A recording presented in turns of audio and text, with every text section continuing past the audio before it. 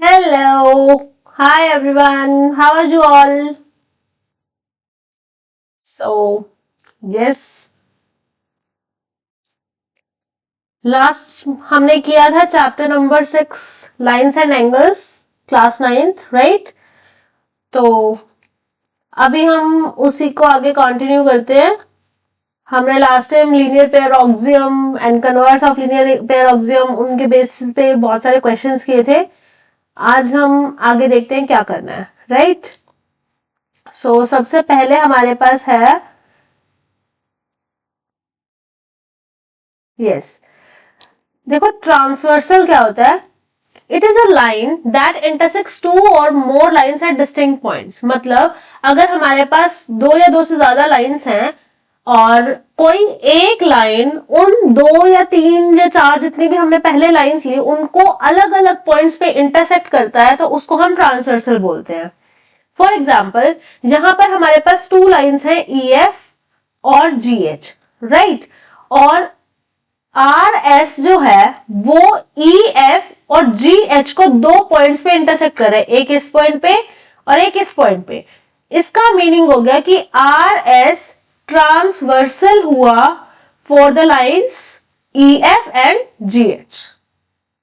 Okay, अब जब हम ट्रांसवर्सल लेते हैं तो ट्रांसवर्सल जो है ना वो अलग अलग टाइप्स के एंगल्स बनाता है। वो कैसे एंगल्स होते हैं देखो, हमने यहां पर ले लिया कि EF और GH जो है वो दो पैरेलल लाइंस हैं। हम मान लेते हैं कि ये EF लाइन को हमने कह दिया कि ये L लाइन है, इसको हमने सिंपल नेम दे दिया और इसको बोल दिया M है। तो यहाँ पे L और M जो है वो क्या है, पैरेलल है। और जो RS है उसको हमने मान लिया P है। तो यहाँ पे क्या होगा, P जो है वो इसका ट्रांसवर्सल हुआ राइट। अब वो कौन कौन से अलग अलग टाइप्स के एंगल्स बनाते हैं वो देखते हैं। पहला टाइप होता है alternate interior angles. Alternate interior angles क्या होते हैं, अल्टरनेट का मतलब होता है क्रॉस में राइट। अल्टरनेट मतलब ऐसे क्रॉस में, इंटीरियर मतलब अंदर की साइड।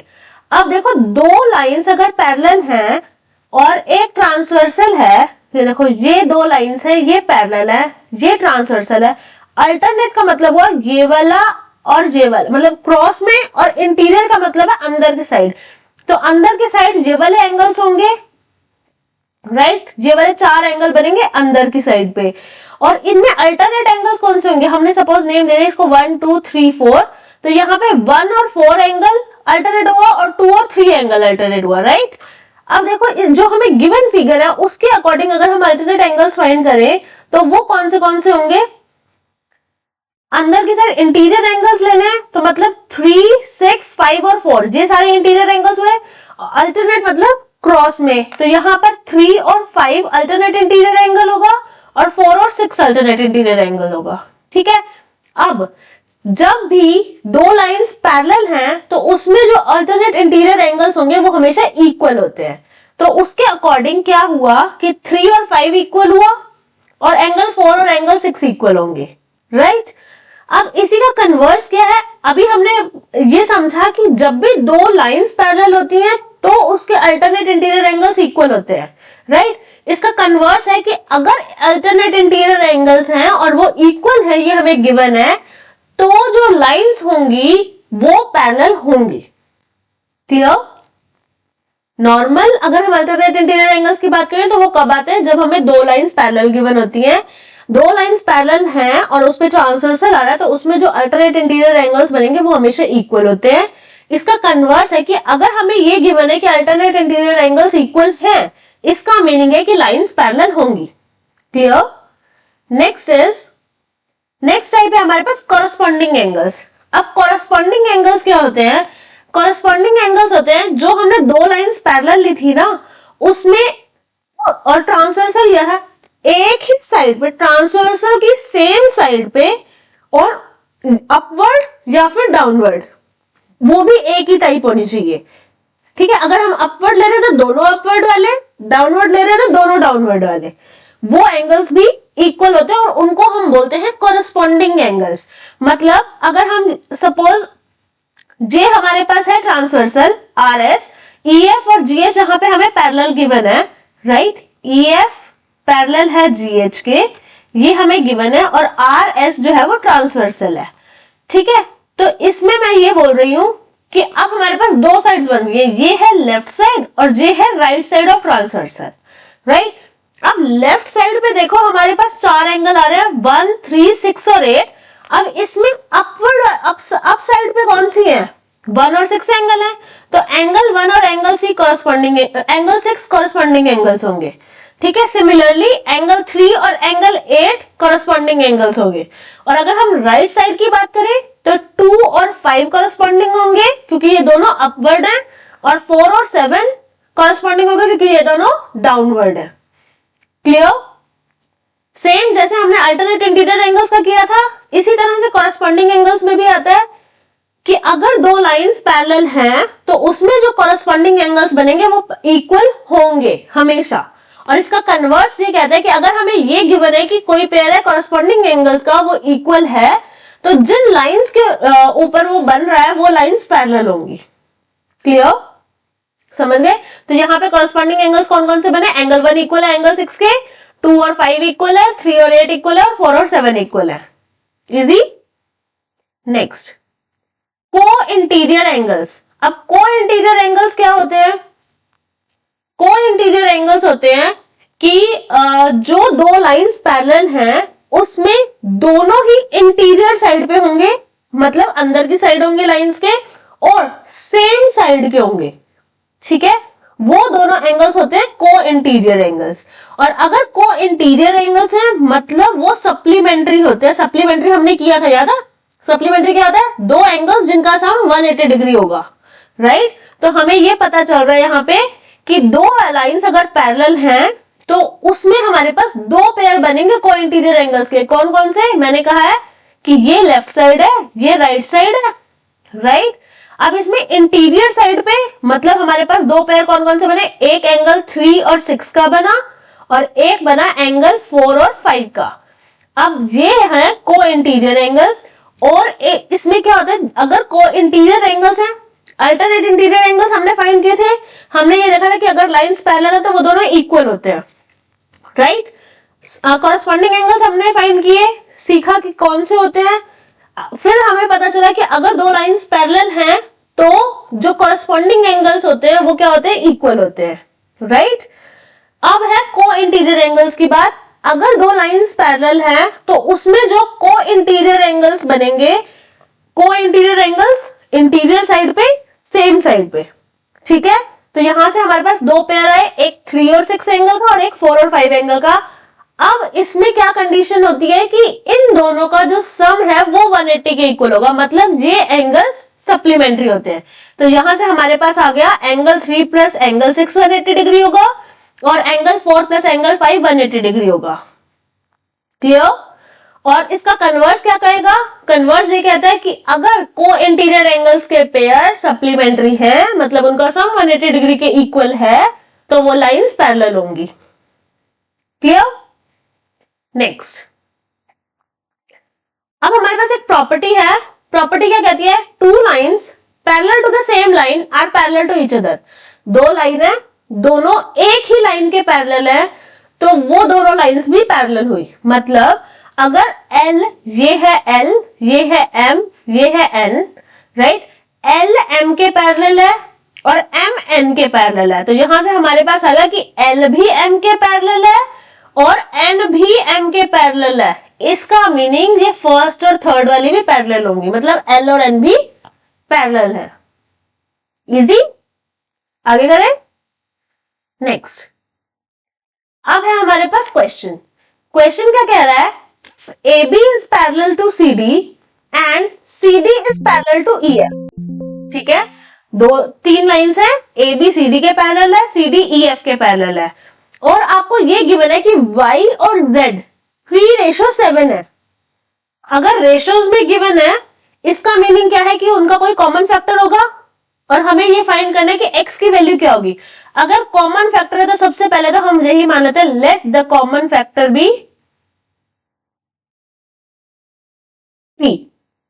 ठीक है, अब हमने यहां p क्यों लिया, हम मोस्टली हमेशा x या y ले लेते हैं, राइट।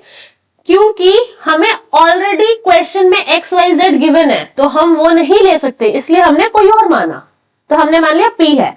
तो अगर कॉमन फैक्टर p है तो यहां से हम ये कह सकते हैं देयरफॉर y इक्वल होगा 3p के और z इक्वल होगा 7p के, राइट?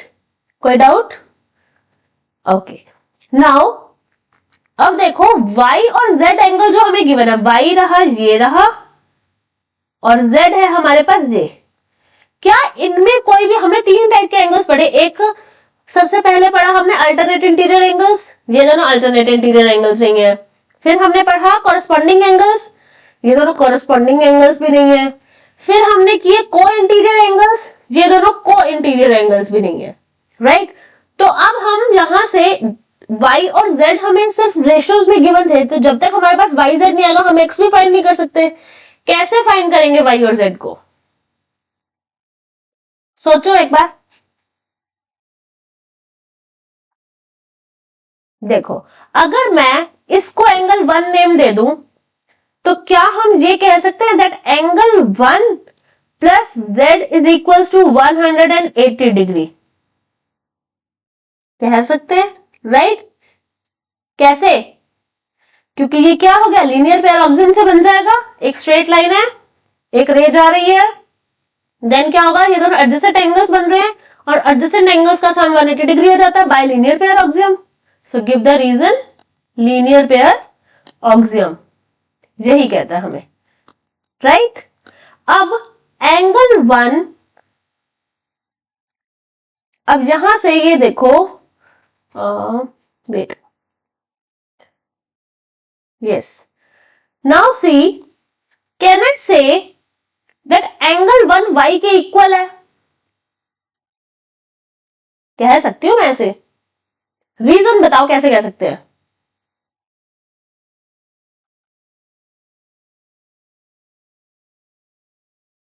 corresponding angles, right?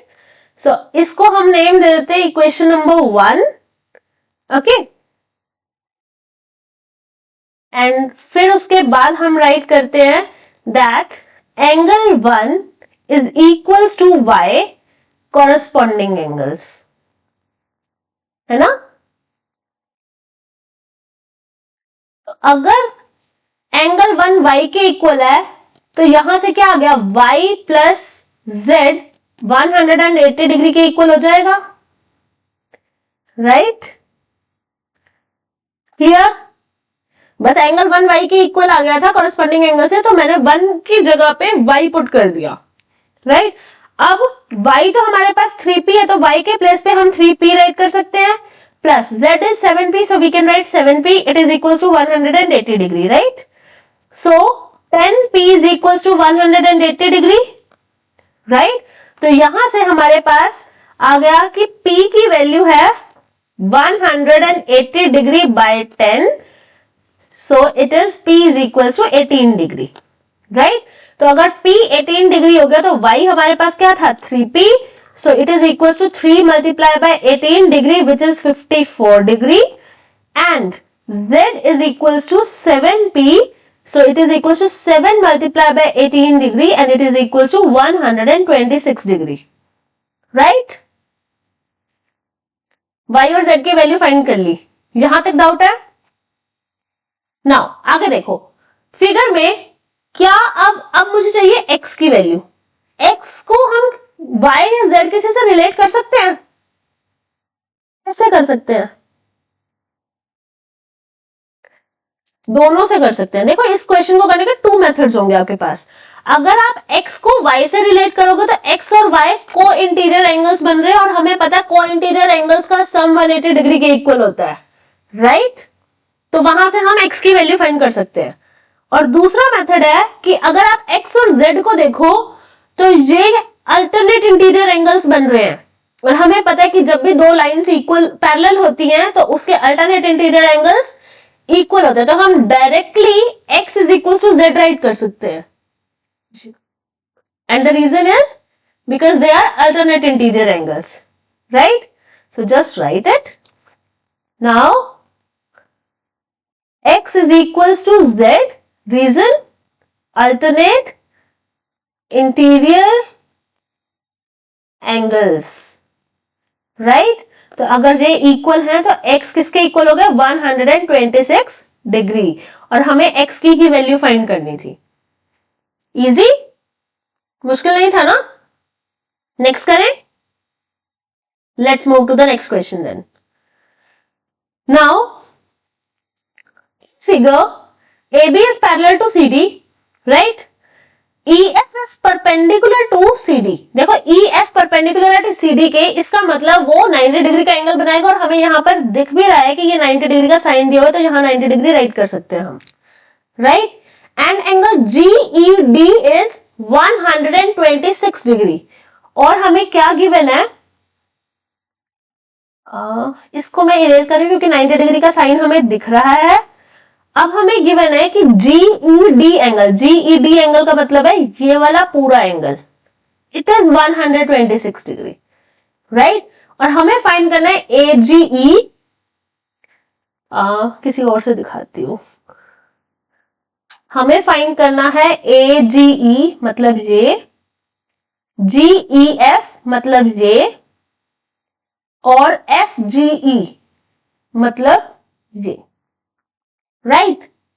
जो मैंने ग्रीन से शो किए हैं, पिंक वाले को मैं इरेज कर देती हूं एक बार। देखो अब आप ध्यान से देखो, जो पिंक वाला मैंने मार्क किया हुआ था वो क्या था, वो ये वाला था, राइट।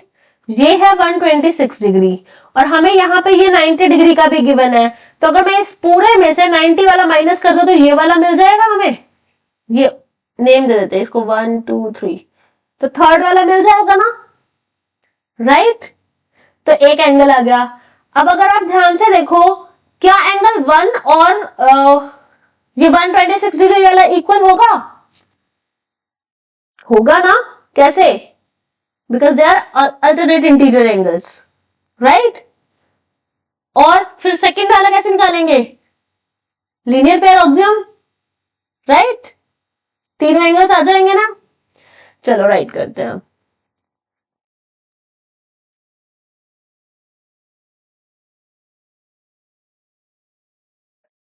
देखो सबसे पहले हमें गिवन है that angle GED is equals to, ये भी नहीं राइट करते, सबसे पहले हमें ये गिवन था कि 90 डिग्री के EF परपेंडिकुलर है CD के, तो हम ये राइट करते हैं that EF is perpendicular to CD, given है ना। इसका meaning this implies angle DEF is equals to 90 degree, right. Now अब हमें और क्या गिवन है, GED इक्वल है 126 डिग्री के, ये भी गिवन है, राइट। अब आप देखो GED को आप क्या राइट कर सकते हो, angle GEF plus angle DEF कर सकते हैं, so it is equal to 126 degree, right, right. Now इसको नेम दिया हमने 1, अब DEF फर्स्ट इक्वेशन से 90 डिग्री हो जाएगा, तो इसका meaning angle GEF plus 90 degree equal होगा 126 डिग्री के, reason using 1, right.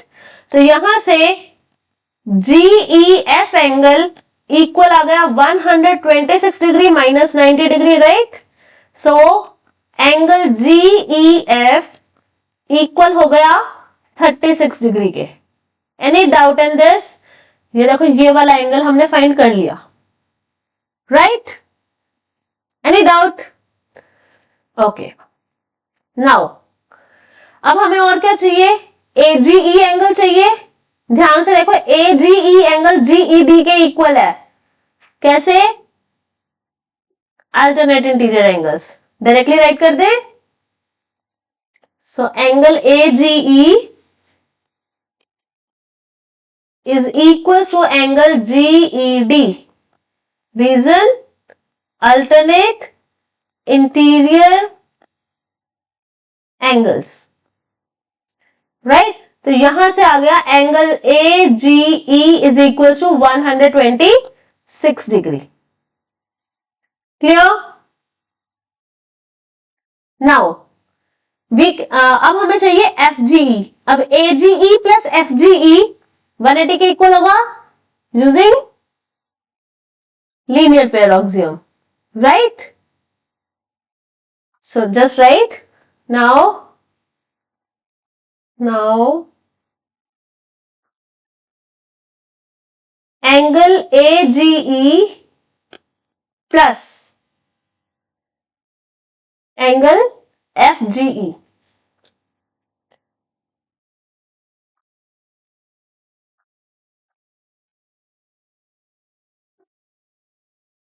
it is equals to 180 degree linear pair axiom, right?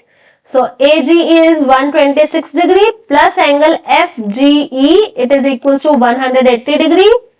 So angle FGE is equals to 180 degree minus 126 degree. Angle FGE is equals to कितना हो जाएगा?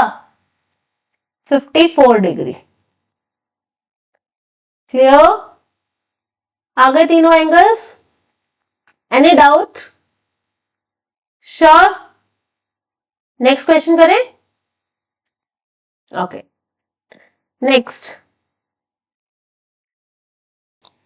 सी question है, in figure if PQ is parallel to ST, right, and angle PQR is equal to 110 degree and angle RST is 130 degree, हमें find करना है angle QRS, right?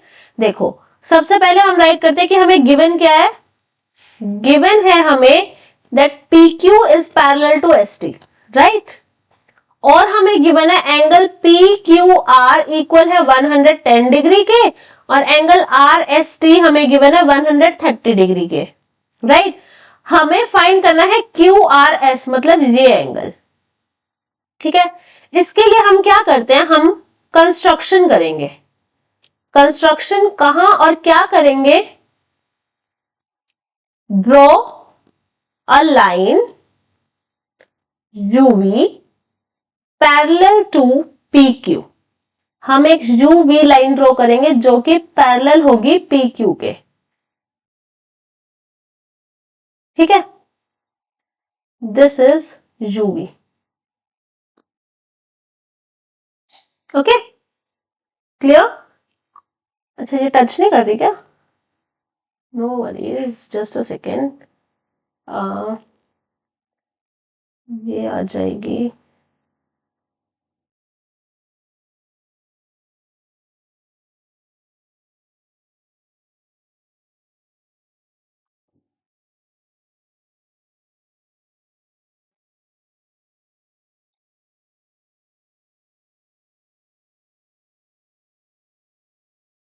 This is U, this is V, okay, right? अब हमें क्या करना है, हमें find करना है QRS। कैसे करेंगे देखो, इसका सॉल्यूशन है, सिंस लाइंस पैरेलल टू, हमें पता है ना कि अगर दो लाइन सेम लाइन के पैरेलल होती है तो वो लाइंस भी पैरेलल होती हैं। Lines parallel to same line are parallel to each other, right? एक दूसरे के पैरेलल होती हैं। तो यहां पे हमें गिवन था कि PQ पैरेलल है ST के और हमने कंस्ट्रक्शन में कर दिया कि UV पैरेलल है PQ के, इसका मतलब UV पैरेलल होगी ST के, राइट? अब देखो एंगल, क्या मैं ये कह सकती हूं कि ये पूरा एंगल इस एंगल के इक्वल है बाय, बताओ, अल्टरनेट इंटीरियर एंगल्स, राइट? ये बोल सकते हैं, ओके। अब आप ये देखो, मुझे QRS तो फाइंड करना है, लेकिन अगर हम PQR और QRU एंगल ले लें तो ये यहां से QRU एंगल आ जाएगा, राइट? तो देखो अब हम बस यही करेंगे, what are we doing is angle PQR plus angle Q are you equal है 180 डिग्री के। रीजन है को इंटीरियर एंगल्स, राइट है ना। फिर से देखो कौन कौन से एंगल्स बोले मैंने। एक है ये वाला एंगल, सिर्फ इतना हाफ, और एक है ये वाला एंगल, ये को इंटीरियर एंगल्स है, राइट। तो हमें P Q R angle given है, तो 110 degree plus angle Q are you 180 degree के इक्वल होगा। तो यहां से angle Q are you 180 degree minus 110 degree हो गया, तो Q R you angle 70 degree के इक्वल हो गया, राइट। अब नाउ अभी मैंने आपको जो बोला था कि कौन कौन से एंगल्स, एस आर यू और आर एस टी, ये दोनों इक्वल हैं अल्टरनेट इंटीरियर एंगल से, राइट। तो हम ये राइट कर सकते हैं, तो हम यहां राइट करते हैं now angle S R U is equals to angle R S T. Reason alternate interior angles, right. अब अगर आप फिगर देखो तो एस आर यू एंगल को हम Q R S plus Q R you right कर सकते हैं। Therefore, this implies angle QRU plus angle QRS equal हो गया एंगल RST के। बस हमने SRU को स्प्लिट कर दिया कैसे, QRU प्लस QRS में, राइट। फिगर में से कर सकते थे हम। अब QRU की हमने वैल्यू फाइंड की है 70 डिग्री और RST हमें गिवन है 130 डिग्री। वैल्यूज पुट कर दे तो QRS बच जाएगा, वही तो फाइंड करना हमें। देखो तो यहां से आ गया 70 degree plus angle Q R S is equal to 110 degree, right, sorry 130 degree है ना। 130 गिवन है ना, 130 गिवन है, so it is 130 degree. So angle Q R S यहां से आ गया 130 degree minus 70 degree, so angle QRS is equals to 60 degree. So this is our answer. हमें QRS ही find करना था। Clear? Now next question is, figure AB is parallel to CD, right? And angle APQ is 50 degree and PRD is 127 degree. हमें X और Y find करना है। सोचो कैसे करेंगे? Think. I'm giving you 2 minutes. Think. Done? देखो सबसे पहले तो हमें पता है कि AB और CD पैरेलल है, तो यहां से 50 डिग्री X के इक्वल हो जाएगा, मतलब X 50 डिग्री के इक्वल हो सकता है, right. Reason, right, alternate interior angles. X is equals to 50 degree alternate interior angles, right. तो X तो आ गया। अब बताओ Y कैसे फाइंड करेंगे।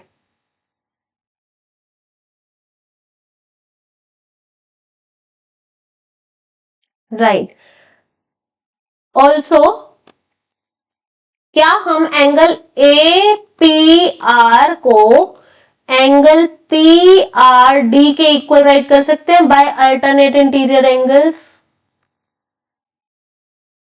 मतलब मैं कह रही हूं ये पूरा इसके इक्वल है, राइट। क्लियर। अब एंगल APR जो है वो क्या है, 50 डिग्री प्लस वाई के इक्वल नहीं है, या हम उसको वो कर देते हैं, अभी एंगल्स में ही राइट कर लेते हैं। एंगल APR को हम क्या राइट कर सकते हैं, angle APQ plus angle QPR, right. तो इन दोनों का सम एंगल PRD के इक्वल हो गया, राइट। नाउ एंगल APQ तो है 50 डिग्री और QPR है Y और PRD है 127 डिग्री। तो यहां से Y आ गया 127 degree minus 50 degree, so Y is equals to 77 degree. So it is the value of angle y and this is x.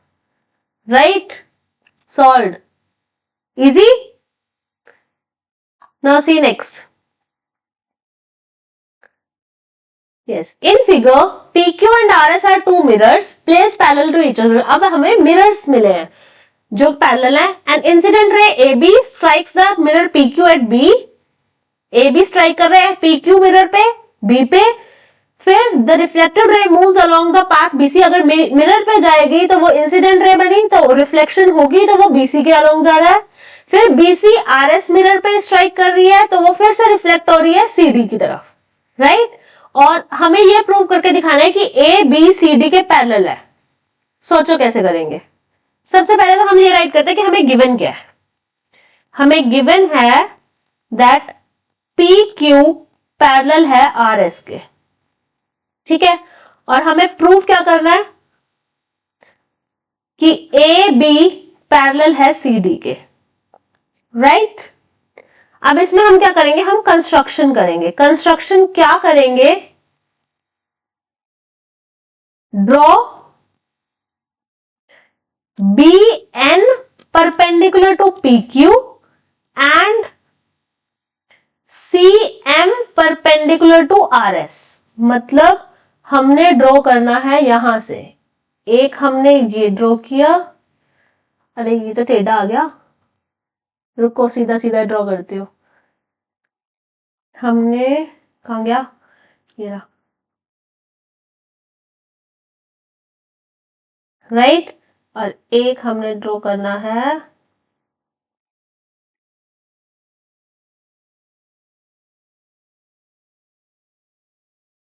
मुझे लाइन चाहिए, लाइन सेगमेंट नहीं चाहिए. राइट, तो हमने क्या किया, बी एन ड्रॉ किया है हमने. हाँ, बी एन हमने ड्रॉ किया है पी क्यू पे परपेंडिकुलर और सी एम ड्रॉ किया है आर एस पे परपेंडिकुलर. अब हम क्या करते हैं, हम एंगल्स के नेम्स देते हैं. ओके, एंगल्स के नेम्स हम देंगे. ये हमने दे दिया इसको एंगल 1, ये मान लिया 2 है, ये वाला एंगल है एंगल 3 और ये है एंगल 4. राइट? नाउ अब देखो इसका प्रूफ कैसे करेंगे. साइंस पढ़ी है, मिरर्स पढ़ा है उसमें आपने ये पढ़ा होगा कि angle of incidence angle of reflection के इक्वल होता है. राइट?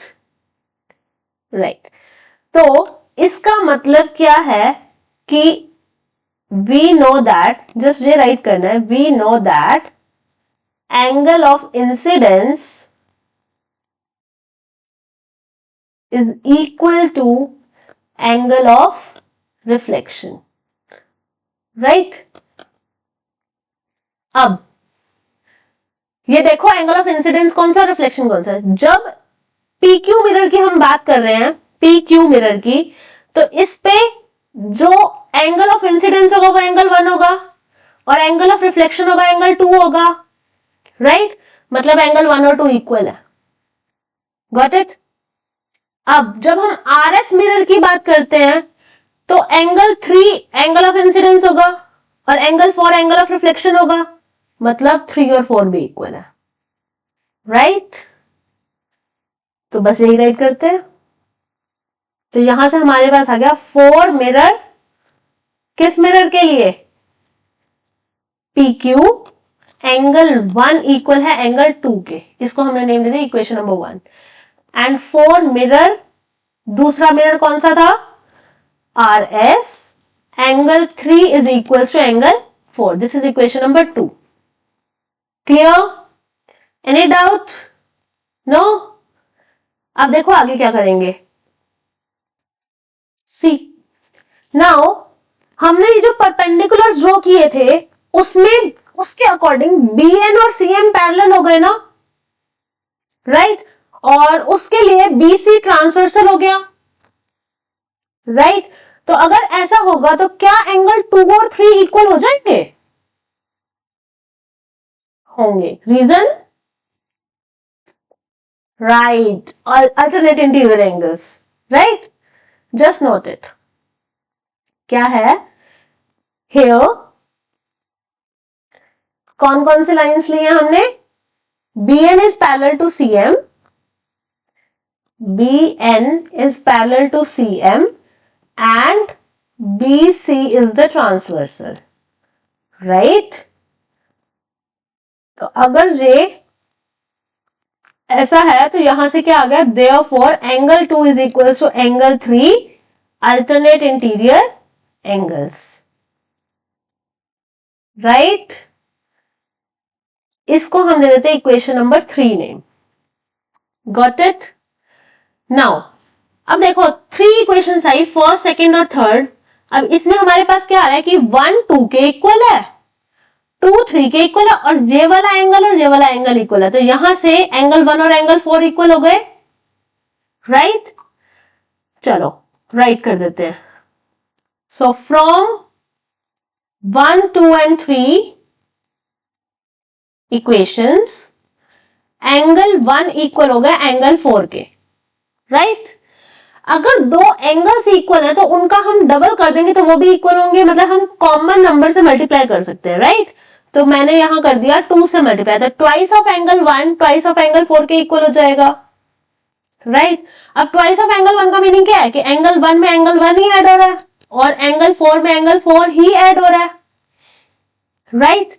अब एंगल 1 एंगल 2 के इक्वल था इक्वेशन 1 से, और 3 4 के इक्वल था, मतलब 1 की जगह मैं 2 यूज कर सकती हूँ और 4 की जगह 3 यूज कर सकती हूँ। तो एक तो एंगल 1 मैंने एज इट इज रखा और दूसरे की जगह पे मैंने पुट कर दिया एंगल 2, राइट? एक एंगल 4 हम एज इट इज रखेंगे और दूसरे की जगह पे हम एंगल 3 पुट कर देंगे यूजिंग 1 and 2 इक्वेशन, ओके? अब एंगल 1 + 2 किसके इक्वल आ गया? फिगर में देखो, ABC एंगल और 3 + 4 BCD एंगल, राइट कर देते हैं। Therefore, angle ABC is equals to angle BCD, right? अब क्या आ गया, ये दोनों अल्टरनेट इंटीरियर एंगल्स है ना, as alternate interior angles are equal. हमने अल्टरनेट इंटीरियर एंगल्स जब पढ़े थे तो हमने ये किया था कि अगर अल्टरनेट इंटीरियर एंगल्स इक्वल होते हैं तो वो जो दो लाइंस होंगी वो एक दूसरे के पैरेलल होंगी, then AB is parallel to CD। Then भी नहीं राइट करेंगे हम यहाँ पे, देयरफॉर राइट करेंगे कि अल्टरनेट इंटीरियर एंगल्स इक्वल हैं, इस वजह से AB parallel angle, AB CD के पैरेलल हो गया। क्लियर? देखो कुछ नहीं किया, बहुत सिंपल सा क्वेश्चन था। हमें पता है कि PQ RS के पैरेलल है, हमें प्रूव करना है ABCD के पैरेलल होगा। कंस्ट्रक्शन करिए, हमने BN परपेंडिकुलर ले लिया PQ के और CM परपेंडिकुलर लिया RS के, ठीक है? अब हमने साइंस में पढ़ा हुआ है कि जब मिरर्स का कॉन्सेप्ट होता है उसमें angle of incidence angle of reflection के इक्वल होता है, राइट? तो जब हम PQ मिरर की बात कर रहे हैं तो यहाँ पे एंगल 1 एंगल ऑफ इंसिडेंस है और 2 एंगल ऑफ रिफ्लेक्शन है, तो 1 और 2 इक्वल होंगे। सिमिलरली जब हम RS मिरर की बात करेंगे तो वहां से 3 और 4 एंगल इक्वल होंगे, राइट? और हम ये देख रहे हैं कि BN और CM दोनों परपेंडिकुलर्स हैं, मतलब वो पैरेलल होंगी। अब पैरेलल लाइंस हैं तो उसके अल्टरनेट इंटीरियर एंगल्स इक्वल होते हैं, तो 2 और 3 एंगल्स अल्टरनेट इंटीरियर एंगल है, राइट? तो वो दोनों इक्वल होंगे। यही राइट किया हमने, फर्स्ट सेकंड और थर्ड इक्वेशन बना ली। अब 2 और 3 अगर इक्वल है फर्स्ट और सेकंड इक्वेशन में देखें तो उससे 1 और 4 एंगल इक्वल आ गया, वही कर दिया। अब एंगल 1 और 4 इक्वल है तो दोनों का ट्वाइस भी इक्वल होगा। इसका मतलब हमें पता है कि मल्टीप्लीकेशन रिपीटेड एडिशन होता है, तो हम उसको एंगल 1 + 1 और 4 + 4 राइट कर सकते हैं। अब फर्स्ट और सेकंड इक्वेशन से हमें पता है कि 1 2 के इक्वल है, तो हम 1 की जगह 2 रख सकते हैं और 4 की जगह हम 3 रख सकते हैं, राइट? तो 1 + 2 इक्वल हो गया 3 + 4 के। अब फिगर में देखा तो 1 + 2 एंगल ABC है और 3 + 4 एंगल BCD है, राइट?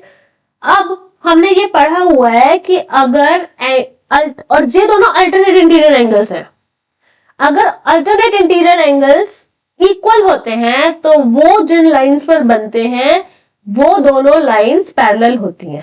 तो यहां से हमारे पास लाइंस कौन सी आ रही हैं? ए बी और सी डी, मतलब ए बी और सी डी पैरेलल होगा। और हमें प्रूफ भी यही करना था। देखो ये रहा, क्या हो गया, A B equal to C D prove करना था, राइट? क्लियर? सो ये था आपका चैप्टर नंबर 6। ओके, अगर कोई डाउट होता है तो कमेंट सेक्शन में जाके आप कमेंट कर सकते हो। ओके, और अच्छे से पढ़ाई करना। नेक्स्ट हम करेंगे chapter number 7। Okay, that is triangles I think. Okay, so till then, study hard, keep shining and smile. Bye bye.